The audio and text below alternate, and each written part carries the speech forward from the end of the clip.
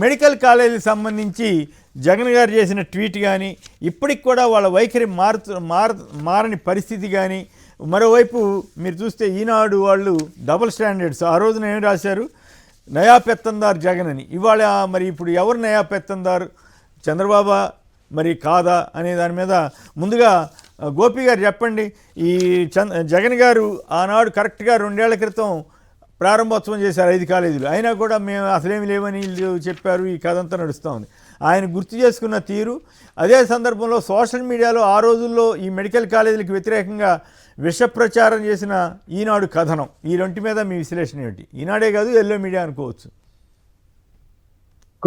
కొమ్మినేని గారు, మీకు సాక్షి ప్రేక్షకులు అందరికీ కూడా గుడ్ మార్నింగ్ అండి. ఈ మెడికల్ కాలేజీలు అనేది ఒక చరిత్ర అండి.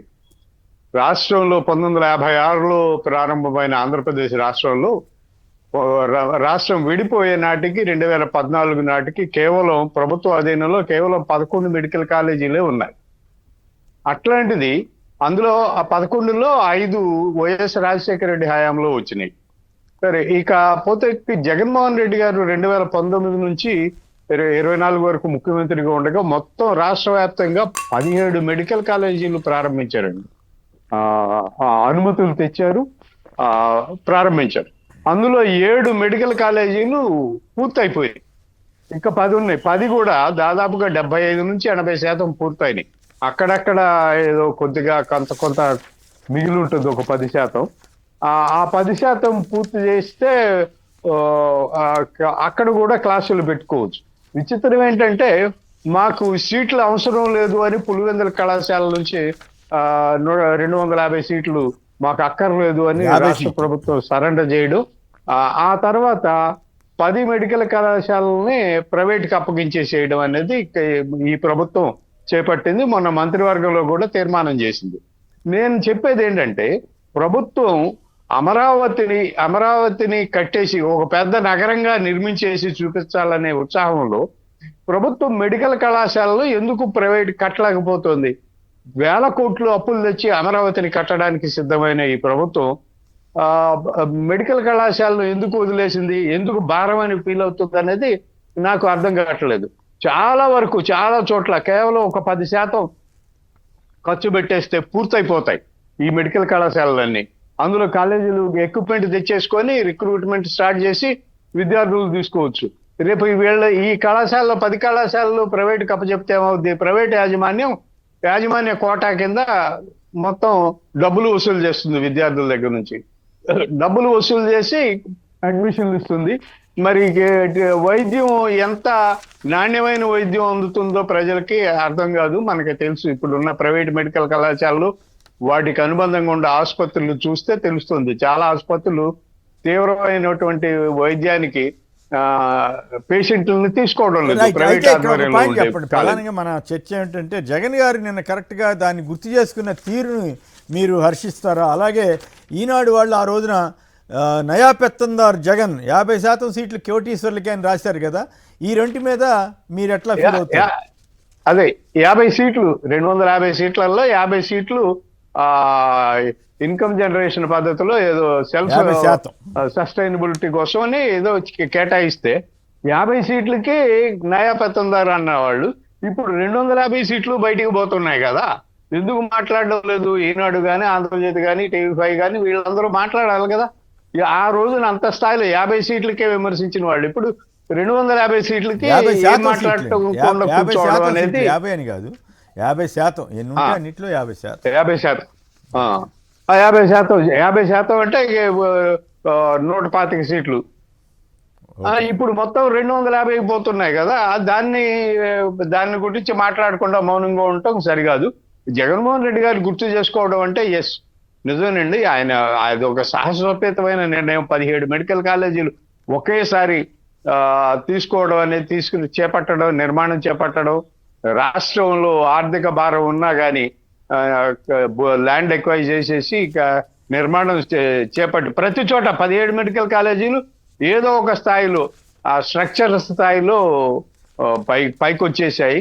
అది ఒక చరిత్రే ఈ రాష్ట్రంలో. బహుశా ఈ రాష్ట్రంలోనే కాదు, ఈ దేశంలో కూడా ఏ రాష్ట్ర ప్రభుత్వం కూడా ఒకేసారి 17 మెడికల్ కళాశాలల నిర్మాణం చేపట్టడం అనేది జరిగినట్టుగా నాకైతే తెలియడం లేదు. ఇది ఒక చరిత్ర అవుతుంది కాబట్టి అలాంటి చరిత్ర సృష్టించిన వాళ్ళు ఆ సృష్టించిన తేదీని గుర్తు చేసుకొని జగన్మోహన్ రెడ్డి సంతృప్తి వ్యక్తం చేయడాన్ని అయితే నేను స్వాగతిస్తున్నాను. రైట్. రాజీవ్ మీరు మాట్లాడండి. ఇల్లు మీడియా ఆ రోజుల్లో రాసిన తీరు ఇప్పుడు రాస్తున్న వైనం. నా హృదయపూర్వక నమస్కారాలు, శుభోదయం సార్. ఒకటి, ఏ ప్రభుత్వం అయినా విద్యని వైద్యాన్ని కూడా చాలా క్వాలిటీగా సాధ్యమైనంత మేరకు ఉచితంగా పేదలకు అందించాల్సినటువంటి బాధ్యత ఏ ప్రభుత్వానికైనా ఉంటుంది. అయితే విద్యనే కాదు, వైద్యానికే కాదు, ప్రైవేటు అనేది అవినీతికి రూటుగా మలుచుకున్నటువంటి చంద్రబాబు నాయుడు గారు ఈ రోజు ఆంధ్రప్రదేశ్ రాష్ట్ర ఆరోగ్యాన్ని అమ్మకానికి పెట్టాడు, ప్రైవేట్ పరం చేస్తూ మెడికల్ కాలేజీలు. జగన్మోహన్ రెడ్డి గారు అనే వ్యక్తి ముఖ్యమంత్రిగా ఉన్నప్పుడు ఈ రాష్ట్ర ప్రజల ఆరోగ్యాన్ని అమ్మలా చూసుకున్నాడు. కానీ చంద్రబాబు నాయుడు ప్రజల ఆరోగ్యాన్ని అమ్మకానికి పెట్టాడు. ఉదాహరణకి ఉత్తరాంధ్ర లాంటి ప్రాంతం తీసుకుంటే సార్, మా శ్రీకాకుళం జిల్లా కానీ, మా విజయనగరం కానీ, మా విశాఖపట్నం కానీ, మా వెనకబడినటువంటి ప్రాంతాల్లో ఈ 3 జిల్లాలు ప్రజలకి ఏదైనా కష్టం వస్తే, ఆరోగ్యంగా ఇబ్బంది వస్తే, ఏదైనా ఆసుపత్రికి వెళ్ళాలంటే వెనకబడినటువంటి మా ప్రాంతంలో పేదలందరికీ కూడా గుర్తొచ్చేది KGH, ఆంధ్ర మెడికల్ కాలేజ్ అనుసంధానంగా ఉండేటటువంటి KGH ఏదైతే ఉందో మా ఉత్తరాంధ్ర ప్రాంతానికి ఆరోగ్య ప్రదాతగా మేము భావిస్తాం. ఈ 3 ప్రాంతాల నుండి పేదలు, పేదవాళ్ళు ఏదైనా ఆరోగ్య సమస్య వచ్చి రావాలంటే సుదూర ప్రాంతం పాడేరు, అరకు లాంటి ప్రాంతం నుంచి కూడా KGHకే రావాలి. కానీ సార్, విజన్ అంటే జగన్మోహన్ రెడ్డి గారు, చెప్పుకోవడంలో చంద్రబాబు నాయుడు అయితే చేతల్లో చేసి చూపించడంలో జగన్మోహన్ రెడ్డి గారు. దానికి ఉదాహరణ మా యొక్క విజయనగరంలో ఒక మెడికల్ కాలేజ్ ఇచ్చారు సార్ జగన్మోహన్ రెడ్డి గారు. మా నర్సీపట్నంలో ఒక మెడికల్ కాలేజ్ ఇచ్చారు సార్ జగన్మోహన్ రెడ్డి గారు. మా పాడేరులో మెడికల్ కాలేజ్ ఇచ్చారు సార్ జగన్మోహన్ రెడ్డి గారు. మెడికల్ కాలేజ్ అనుగుణంగా బోధన ఆసుపత్రులు రావడం వల్ల ఖచ్చితంగా రేపు ఉదయం ఆ యొక్క కొండ ప్రాంతం, గిరిజన ప్రాంతాల్లో డోలీల మోతలు అనేటువంటివి లేకుండా ప్రజలందరికీ కూడా ఆ యొక్క మెడికల్ కాలేజ్ ద్వారా నూతనంగా విద్యార్థులు తయారవుతారు. నూతనంగా ఎక్కువ శాతంలో మా ప్రాంతాల్లో డాక్టర్లు వస్తారు. ఆరోగ్యం బాగుపడేటటువంటి అవకాశాన్ని స్వతంత్ర భారతదేశం వచ్చిన తర్వాత ప్రభుత్వ పరంగా ఒక KGH తప్ప వేరే ఆసుపత్రి మా ఉత్తరాంధ్ర ప్రాంతానికి దిక్కు లేకపోతే ఈ రోజు వచ్చాడు సార్ జగన్మోహన్ రెడ్డి గారు, మా అందరికి ఆరోగ్యాన్ని ఇస్తూ 3 మెడికల్ కాలేజ్ ఇచ్చాడు. కానీ మా దౌర్భాగ్యం, మా దురదృష్టం, ఈ కూటమి ప్రభుత్వం ఈ రోజు పాడేరు యొక్క హాస్పిటల్ కూడా ప్రారంభమైందని చెప్పి స్వయానా చంద్రబాబు నాయుడు గారు ఆయన నోటితో చెప్పడం జరిగింది. కానీ వాళ్ళ తాలూకా నాయకులు, మంత్రులు చాలా మంది వెళ్ళిపోయి చిన్న ఐరన్ పైపుల దగ్గర లేదా రాళ్ళగోట్ల దగ్గర ఇక్కడ ఏం మెడికల్ కాలేజీ లేదు అని చెప్పి చూపించడం ఈ రోజు ఎలా కనబడుతుందంటే, పిల్లి కళ్ళు మూసుకుని పాలు తాగుతూ తనను ఎవరో చూడలేదని అనుకుంటే అది ఎంత అతిశయోక్తిగా ఉంటుందో, అదే విధంగా చంద్రబాబు నాయుడు గారు, ఆయన మంత్రివర్గం లేదా ఆయన భజనా బృందాలన్నీ కూడా మెడికల్ కాలేజ్ సమీపాల్లోకి వెళ్ళిపోయి చిన్న వీడియోలు చేసేసి ఇక్కడ ఏమీ లేదని చెప్తున్నారు. కానీ ప్రజలు ఈ రోజు సోషల్ మీడియా కానీ ఆ యొక్క మెడికల్ కాలేజ్ దగ్గరికి వెళ్తుంటే జగన్మోహన్ రెడ్డి గారు కడుతున్నటువంటి కట్టడాలు, ప్రజా ఆరోగ్యం కోసం ఆయన నిర్మించినటువంటి నిర్మాణాలు ప్రజలందరికీ కూడా కనబడుతున్నాయి. కేవలం జగన్మోహన్ రెడ్డి గారు ఈ ఆసుపత్రులన్నీ పూర్తయితే ఆ ఆసుపత్రిలో ట్రీట్మెంట్ చేయించుకోవాల్సిన వచ్చినటువంటి ప్రతి ఒక్క రోగి గుండెల్లో కూడా జగన్మోహన్ రెడ్డి అనే వ్యక్తి ఒక దేవుళ్ళ విరాలు జిల్లుతాడనేటువంటి ఒక అసూయతో, కక్షతో, కార్పణ్యంతో జగన్మోహన్ రెడ్డి గారు తీసుకొచ్చినటువంటి మెడికల్ కాలేజీని కూడా ప్రైవేట్ పరం చేస్తూ ప్రజల ఆరోగ్యాన్ని అమ్మకానికి పెడుతూ తన పైశాచిక ఆనందాన్ని చంద్రబాబు నాయుడు గారు ప్రదర్శిస్తున్నారని తప్పితే ఇంకొకటి కాదు. కేవలం జగన్మోహన్ రెడ్డి గారికి మంచి పేరు వస్తాదనేటువంటి ఉద్దేశంతోనే ఈ యొక్క దుర్మార్గానికి చంద్రబాబు నాయుడు గారు పూనుకున్నారు. నేను అడుగుతున్నా, PPP మోడల్ ఇవ్వాలంటే రాష్ట్రంలో మీరెందుకు మీరు దిగిపోయి సీఎం సీట్ నుంచి PPP మోడల్లో పెట్టేసి ఎవరినో CEO కూర్చోబెట్టేయండి. మీరు కట్టాలనుకున్న అమరావతికి మాత్రం PPP మోడల్స్ ఉండవు. కానీ ఇక్కడ ఉన్నటువంటి ప్రభుత్వ మెడికల్ కాలేజ్ 17 వాటికి పర్మిషన్లు తెచ్చి 5 పూర్తి చేసి సీట్లు అలకేట్ చేసి తరగతులు ప్రారంభమైన తర్వాత కూడా నిస్సిగ్గుగా, నిర్భయంగా మీరు ప్రైవేట్ పరం చేయాలనేటువంటి ఆలోచన చేస్తున్నారంటే ఇది ఎంత దుర్మార్గం అని చెప్పి మేము అడుగుతా ఉన్నాం. కేవలం చంద్రబాబు నాయుడు గారి యొక్క చేతకాని తనాన్ని నిదర్శనం ఈ రోజు ఆరోగ్యాన్ని అమ్మకానికి పెట్టడం అని చెప్పి సందర్భంగా తెలియజేస్తున్నాను సార్. రైట్. దీని గురించి కూడా మాట్లాడతారా? అప్పుడేమో నయా పెత్తందార్ జగన్ 50% సీట్లు కోటీశ్వర్లకే అని ఈనాడు వాళ్ళు రాశారు. ఇప్పుడు అసలు మొత్తం కాలేజీలు లిస్ట్ చేస్తుంటే కిక్కురుమంటలేదు, పైగా సపోర్ట్ చేస్తున్నారు డైరెక్ట్ గాను ఇండైరెక్ట్ గా. సార్ లేదు సార్, ఇప్పుడు నేను ఇంకో మాట చెప్పాను. ఇప్పుడు దాకా మా ప్రాంతంలో ఉత్తరాంధ్రకు సంబంధించి KGH గురించి చెప్పాను కదా. మా ఉత్తరాంధ్ర ప్రాంతంలోనే గీతం కాలేజ్ ఉంది, గీతం మెడికల్ హాస్పిటల్ ఉంది.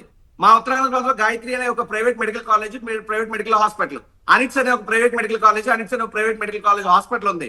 ఇప్పుడు ఈ మూడాటికి కూడా వెళ్దాం, లేదా కేజీహెచ్కి వెళ్దాం. ఎక్కడ ప్రజలకు పేద రోగుల దగ్గర డబ్బులు తీసుకోరు, ఎక్కడ పేద వైద్య విద్యార్థులకు ఉచితంగా అందిస్తారంటే డెఫినెట్ గా government medical colleges, government hospitals లోనే తప్ప ప్రైవేట్ దగ్గర కాదు. కేవలం ఆ రోజు జగన్మోహన్ రెడ్డి గారు చేస్తున్నప్పుడు, మంచి చేస్తున్నప్పటికీ కూడా ఆయన మీద మసిపూసి మారేడుకాయ చేసి బురద జల్లే ప్రయత్నంలో భాగంగా రాసినటువంటి పనికి మాలిన చెత్త వార్తలు అది. కానీ ఈ రోజు నిజంగా అమ్మేస్తుంటే, నిజంగా ఈ రోజు పేద వైద్య విద్యార్థుల యొక్క భవిష్యత్తును అమ్మేస్తున్నారు, పేద ప్రజల ఆరోగ్యాన్ని అమ్మేస్తున్నా సరే ఈ యొక్క పచ్చ మీడియా కంటికి చంద్రబాబు నాయుడు గారు చేసినవన్నీ కూడా చాలా గొప్ప గొప్ప పనుల్లా కనబడతా ఉన్నాయి. నిజంగా జగన్మోహన్ రెడ్డి గారు పేదలకు మంచి చేసినా సరే జగన్మోహన్ రెడ్డి గారి మీద తప్పుడు వార్తలు రాసి వారి యొక్క కడుపు తేట తీర్చుకునే ప్రయత్నం పచ్చ మీడియా చేసింది తప్ప ఇందులో మరొకటి కాదు సార్. సోషల్ మీడియా లేకపోతే ఇలాంటి వార్తలు బయటికి రావడం కష్టం. మా పొట్టి వాళ్ళకి కూడా రోజు చేసే వాళ్ళకి కూడా గుర్తుండడం కూడా కష్టం. వాళ్ళు వైద్య వ్యాపారానికి నయా పెత్తందారు జగన్, కొత్త కళాశాలలో 50% సీట్లు కోటీశ్వర్లకే అని చెప్పి రాశారు. మరి ఇవాళ ఎందుకు రాయట్లేదు అనేది ప్రశ్న. మరి వాళ్ళు ఇవాళ 17 మెడికల్ కాలేజీలు అమ్మేస్తున్న చంద్రబాబు, కోటీశ్వర్లకు దాసోహైన చంద్రబాబు, ప్రజా ఆరోగ్యాన్ని తాకట్టు పెట్టిన చంద్రబాబు అని దమ్ము సత్తా చేవ ఉంటే పచ్చ మీడియా రాయాల. అంత సినిమా లేదు చంద్రబాబు నాయుడుకి. అంటే వాళ్ళ కాదుగా ఆయన ద్వారా గిట్టుబాటు అవుతుంది కదా. గిట్టుబాటు అవుతున్నప్పుడు రాయటానికి ఇబ్బంది పడతారు కదా, రాసే ధైర్యం కూడా ఉండదు కదా. రైట్.